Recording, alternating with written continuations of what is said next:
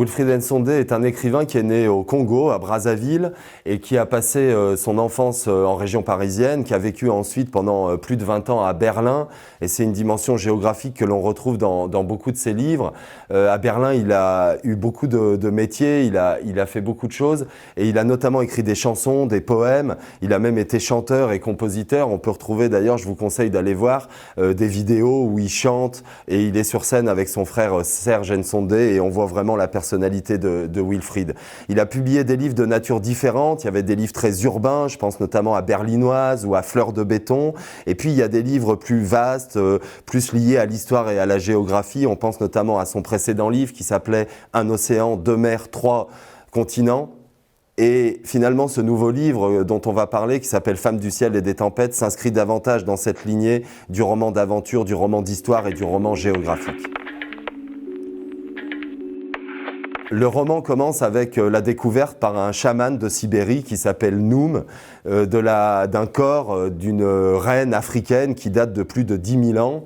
Et cette découverte, elle va être le point de départ en fait du roman, d'abord parce que ça va perturber finalement les locaux qui vont se dire qu'ils ont peut-être là une sorte d'ancêtre vénérable. Ça va perturber aussi finalement toute la communauté scientifique qui va être amenée à revoir tout le récit qu'on a fait de la préhistoire. Et puis ça va aussi perturber la mafia russe qui est sur place et qui veut élargir son exploitation gazière.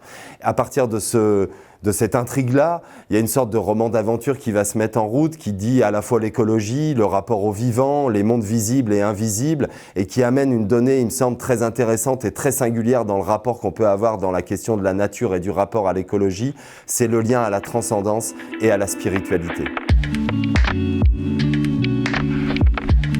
Le livre, il pourrait se situer quelque part entre Jim Harrison, Bruno Latour et Caril Ferret.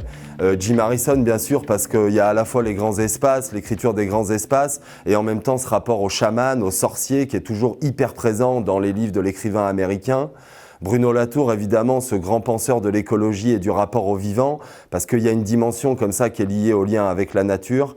Et puis, on pourrait parler de Caril Ferret, parce qu'il y a à la fois de l'aventure, du suspense, et une manière de parler aussi de la mafia russe et de la manière dont on parle aujourd'hui de ce qu'on appelle non plus les climato-sceptiques, mais les climato-cyniques, c'est-à-dire ceux qui s'inscrivent aujourd'hui dans une manière de profiter de la crise écologique et du réchauffement climatique.